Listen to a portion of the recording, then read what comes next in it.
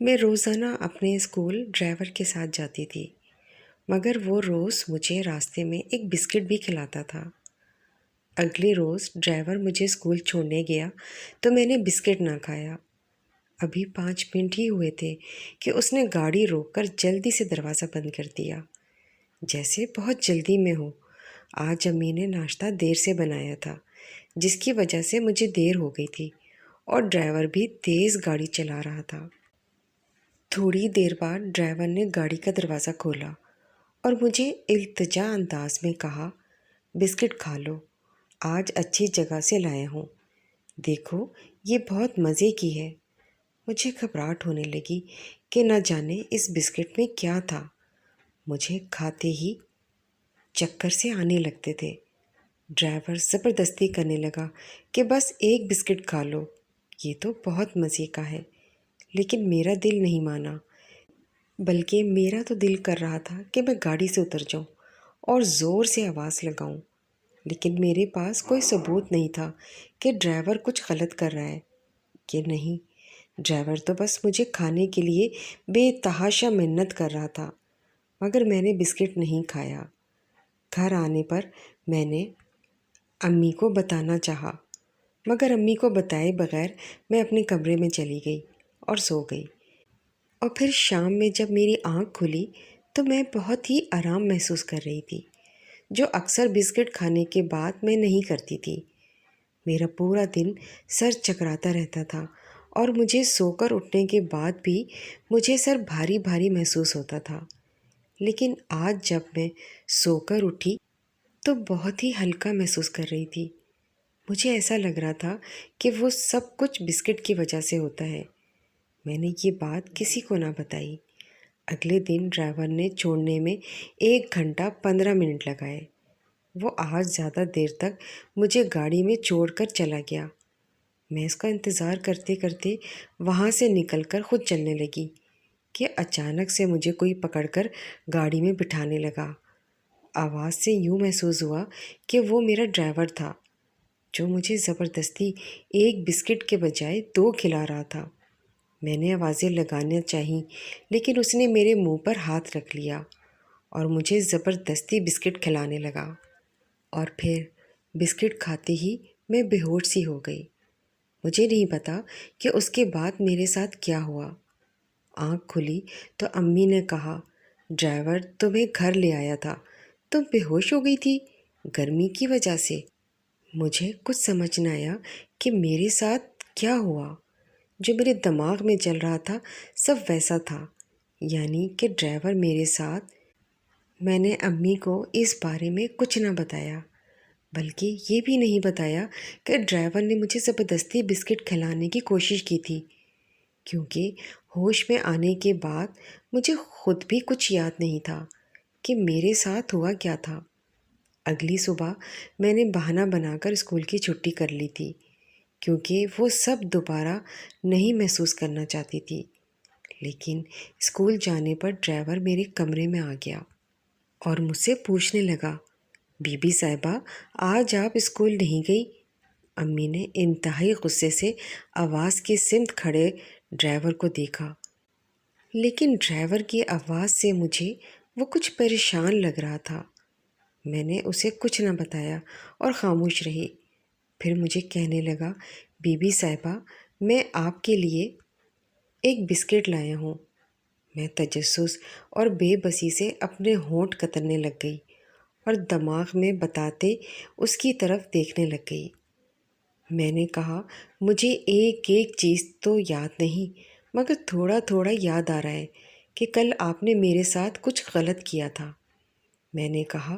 Driver نے بہت عام سے لہجے میں کہا، مجھے لگا کہ میرا وہم ہوگا، کیونکہ مجھے ساری باتیں تو کل کی یاد نہیں تھیں، اسی لیے میں نے کچھ نہ بولا۔ صبح صبح کمرے میں لیٹے رہنے سے مجھے بھوک لگنے لگی تھی، اس وجہ سے میں نے بسکٹ لے لیا، یہ سوچے بغیر کہ اس میں کچھ الٹا بھی ہو سکتا ہے، کیونکہ ڈرائیور انکل نے مجھے وہ بسکٹ بہت پیار سے دیا تھا۔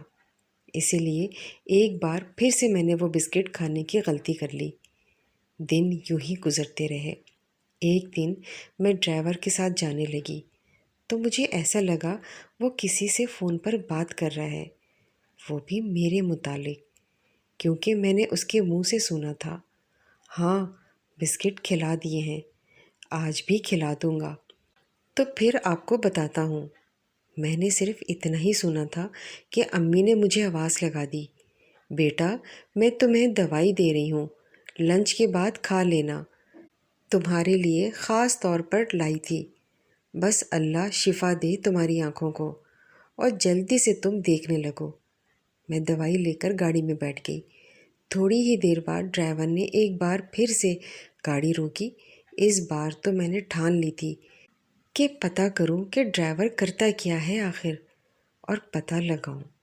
گاڑی پچھلے 15 منٹ سے ایک ہی جگہ ساکن کھڑی تھی، اسی لیے اس کا پیچھا نہ کر سکی۔ میں ادھر ادھر سہارا لیتی گاڑی سے نکلنے لگی، کم سے کم میں یہ تو پتہ لگا سکوں کہ آخر میں ہوں کس جگہ پر۔ کہیں دور سے ڈرائیور کی باتیں کرنے کی آوازیں آ رہی تھی۔ میں زیادہ قریب بھی نہیں جا سکتی تھی، ورنہ ڈرائیور مجھے دیکھ لیتا، اور جبکہ میں اسے نہ دیکھ پاتی۔ ڈرائیور کی نہ آواز صحیح آ رہی تھی اور نہ ہی محسوس ہو رہا تھا کہ کیا میں ایسی جگہ ہوں جہاں مجھے ڈرائیور دیکھ نہیں سکتا ہو۔ لیکن میرا پتہ لگانا بھی ضروری تھا کہ آخر ڈرائیور کرتا کیا ہے۔ دور سے کہیں دھواں آتا محسوس ہو رہا تھا۔ مجھے لگا کہ شاید ڈرائیور سگریٹ پی رہا ہے، اور اگلے ہی پل میرے دماغ میں آیا کہ یہ کہیں نشہ تو نہیں کرتا، اور اس دن شاید کچھ ہوا تھا جو اس دن میں بے ہوش ہو گئی تھی اور مجھے کچھ یاد بھی نہیں تھا۔ تو کہیں اس نے میرے ساتھ نشے میں کچھ کیا تو نہیں تھا؟ میں نابینا کہیں بھاگ بھی نہیں سکتی تھی۔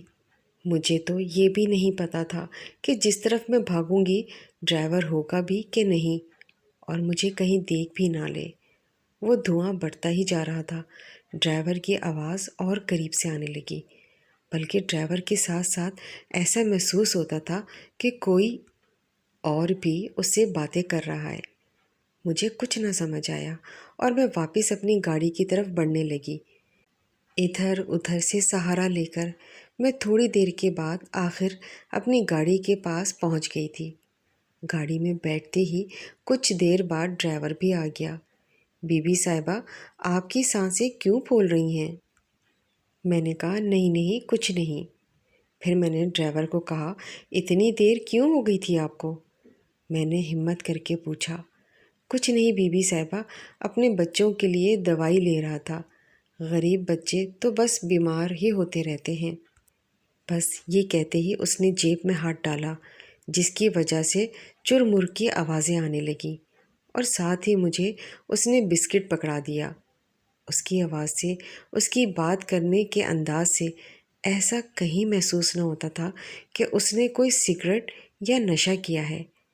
لیکن اس کی اس بات پر میرا تجسس اور بڑھ گیا کہ ہو نہ ہو ڈرائیور نے جھوٹ بولا ہے، کیونکہ جس جگہ ڈرائیور موجود تھا اس کی ہلکی ہلکی آوازیں مجھے آ رہی تھیں، اور یہی نہیں اس جگہ پر دھواں بھی اٹھ رہا تھا۔ کیا وہ شیشہ تو نہیں پیتا ہوگا؟ میں نے دل ہی دل میں سوچا، کیونکہ ہر غریب اپنا غم مٹانے کے لیے یہی کچھ کرتا ہے، لیکن اس کے پاس پیسے کہاں سے آ سکتے ہیں؟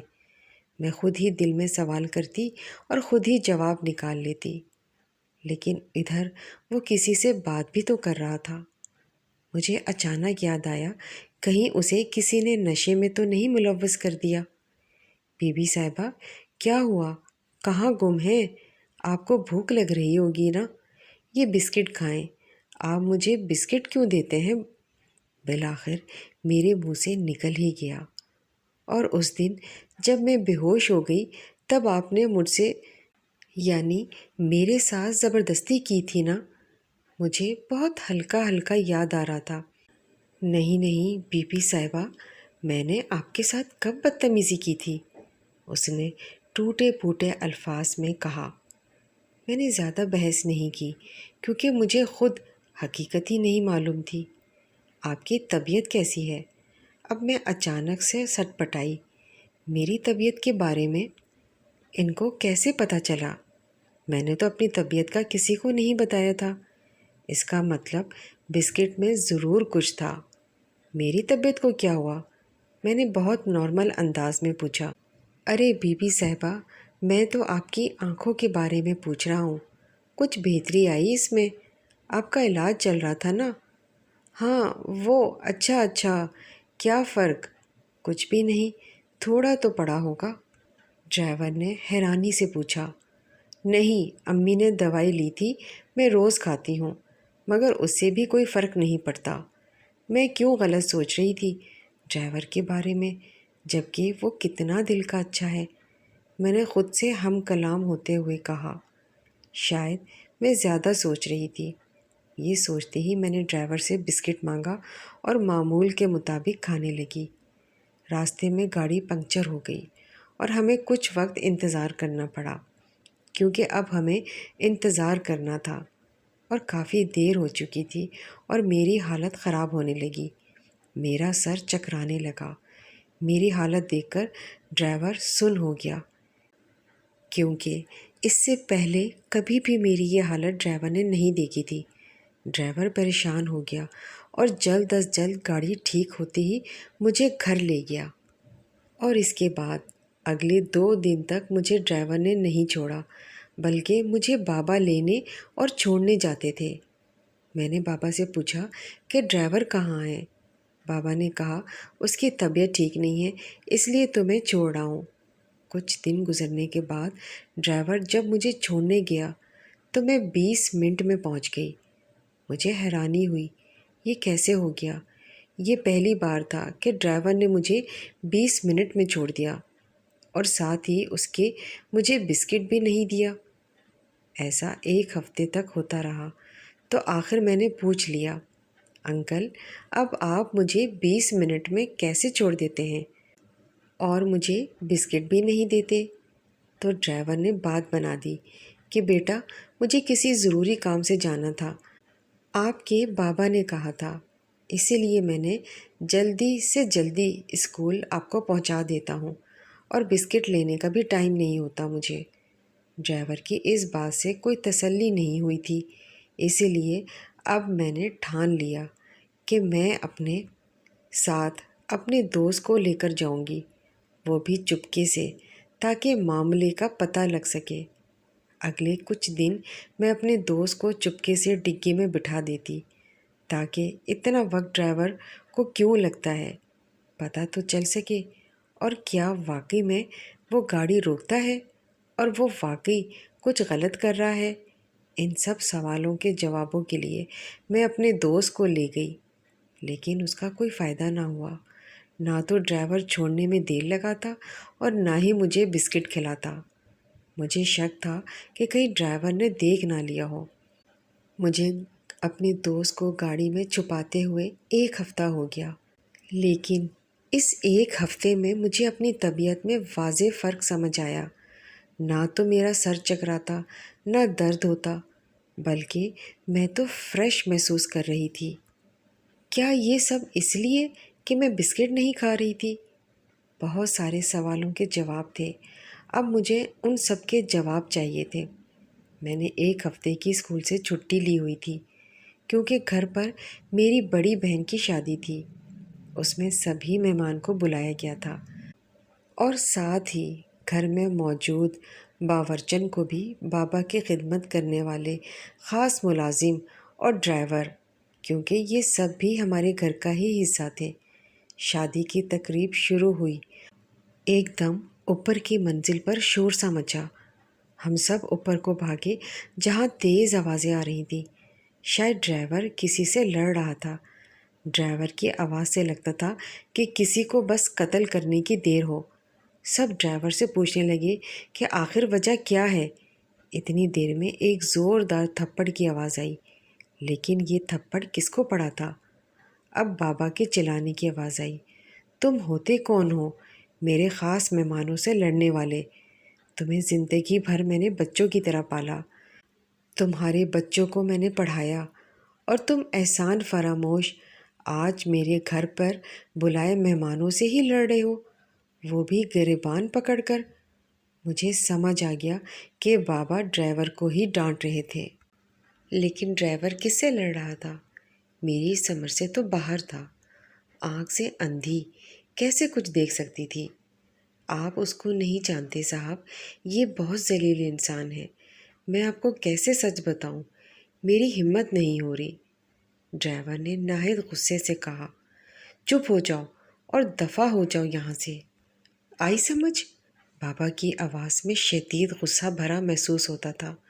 تم جانتے ہو کس پر الزام لگا رہے ہو؟ شبیر صاحب پر، میرے خاص مہمان، تمہیں پتہ ہے نا؟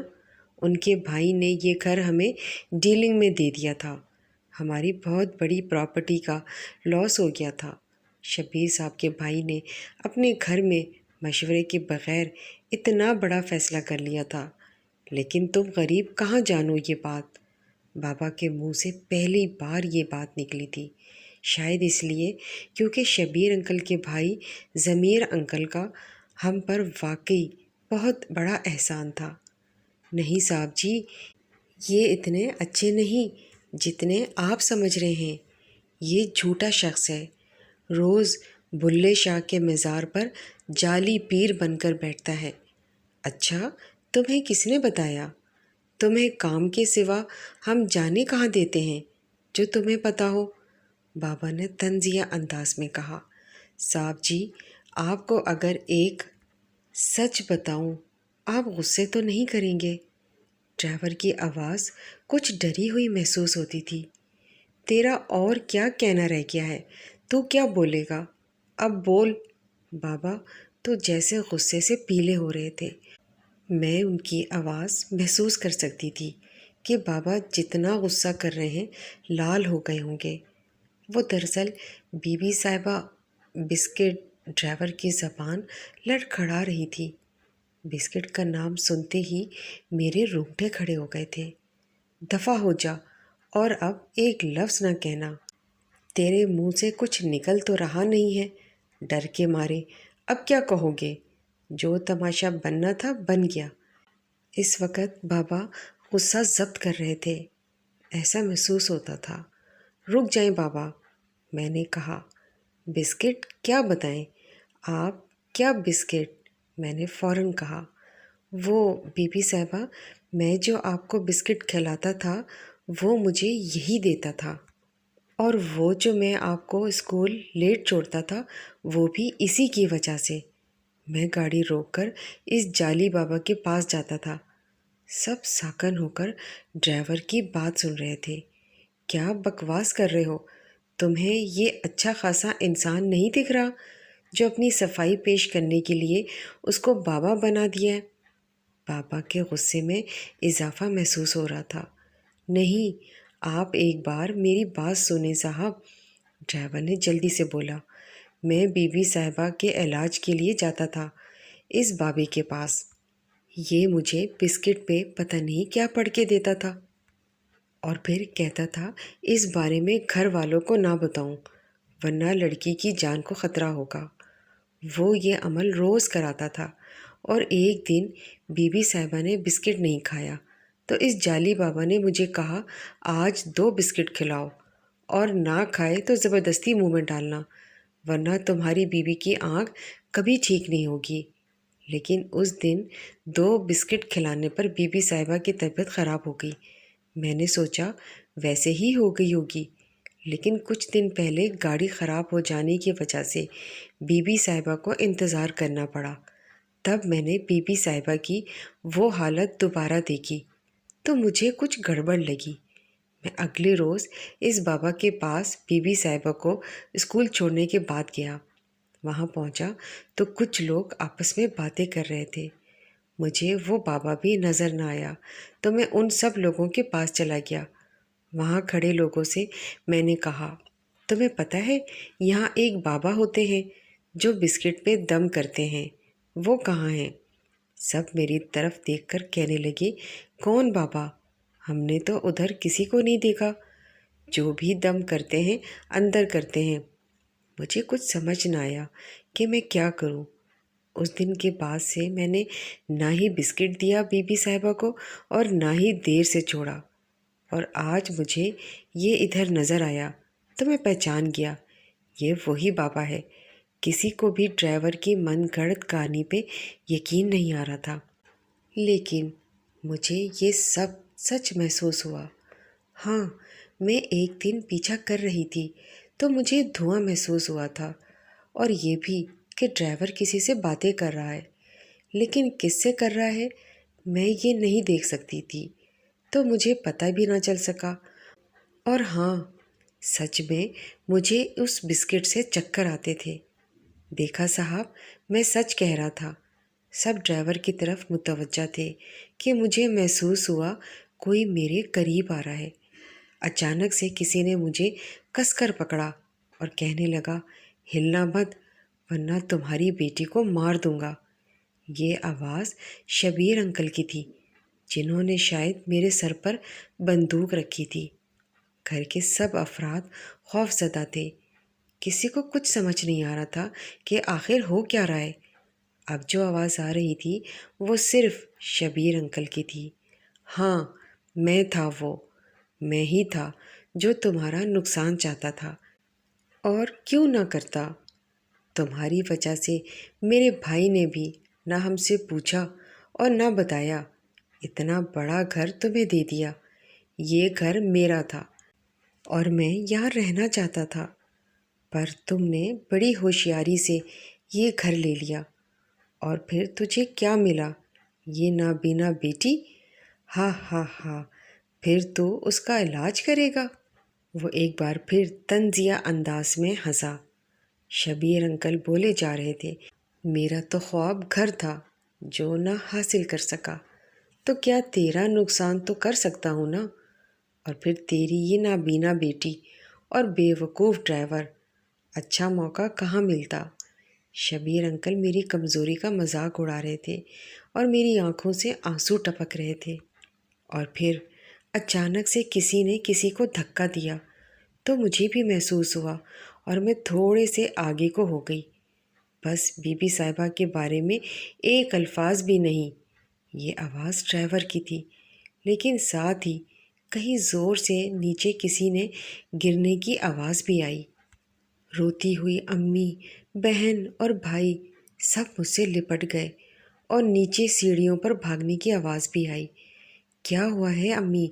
میں نے پریشانی سے کہا۔ بیٹا، ڈرائیور نے شبیر انکل کو نیچے دھکا دے دیا تھا، اور وہ ابھی بابا بھاگے ہیں، شبیر انکل کو پکڑنے گئے ہیں۔ اتنی دیر میں پولیس کو بھی کال کر دی گئی۔ تھوڑی دیر کے بعد پولیس شبیر انکل کو لے گئی، اور پھر اب صرف رونے کی آواز سنائی دی۔ اس بار بابا کے رونے کی آواز آئی۔ مجھے معاف کر دو بیٹا، میں نے تمہیں کتنا غلط سمجھا، تمہیں تھپڑ مارا، تمہیں غریبی کا طعنہ بھی دیا، لیکن تم نے پھر بھی میری بیٹی کی اتنی مدد کی، بابا نے بھیگی آواز میں کہا۔ مجھے لگا تھا شاید مجھے بھی معافی مانگنی چاہیے، کیونکہ میں بھی نہ جانے کیا کیا سوچ بیٹھی تھی۔ انکل، مجھے بھی معاف کر دیں، میں نے بھی آپ کے لیے کتنا غلط سوچا، میں نے دکھ بھرے انداز میں کہا۔ ارے صاحب اور بی بی، آپ دونوں مجھے شرمندہ کر رہی ہیں، جو ہوا سو ہوا، چھوڑیں یہ سب۔ کچھ دیر کی اس نازک صورتحال کے بعد ایک بار پھر سب اپنے اپنے کاموں کو چلے گئے۔ ڈرائیور انکل، آپ بھی مجھے روز بسکٹ کھلاتے ہیں، لیکن نہ میرے سر میں درد ہوتا ہے نہ ہی بھاری پن۔ ہم نہ جانے کیوں کسی کو جانے بغیر اس پر تہمت لگا دیتے ہیں، یہ سوچے بغیر کہ سامنے والے کی نیت اچھی بھی ہو سکتی ہے، اور غریب کا دل کتنا بڑا ہوتا ہے نا، کہ امیروں کی طرح جو اتنی جائیدادوں کے باوجود ایک جائیداد کے لیے کسی کی جان کی بھی پرواہ نہیں کرتے۔ آپ کی اس بارے میں کیا رائے ہے؟ کیا ڈرائیور صحیح کرتا تھا؟ امید کرتی ہوں کہ میری آج کی یہ کہانی آپ کو پسند آئی ہوگی، تو جلدی سے لائک اور سبسکرائب کر دیں۔